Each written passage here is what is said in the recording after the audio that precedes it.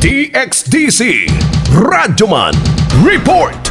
Gisugdan na ang motor vehicle plate number o gasuportado sab sa Barangay Council sa Barangay 5 Das ening siyudad sa Davao. Sa interview sa DXDC Armen Davao kang ABC President Edgar Ibuyan Sr., gibutyag niini nga nagapalit na og mga materialis ang barangay aron may himuong plate number o gibutang ang logo sa barangay ingon man pangalan sa kapitan. Sigon ni Ibuyan usa sa pamaagi nga makakuha og plaka gikan sa barangay mag-fill up og registration form sa barangay ibutang ang pangalan, address, asa nga asosasyon kinsa ang tag-iya sa tricycad o bau-bau nga gidriban.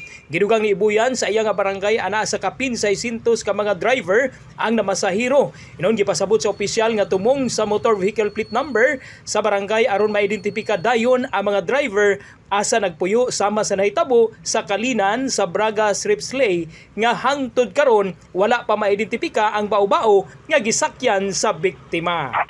Tatak RMN. Oo, siya kanindot no tanaw no. Nga dari bigyan na to maklaro ang mga motor pa ay taga magkiruhan na siya.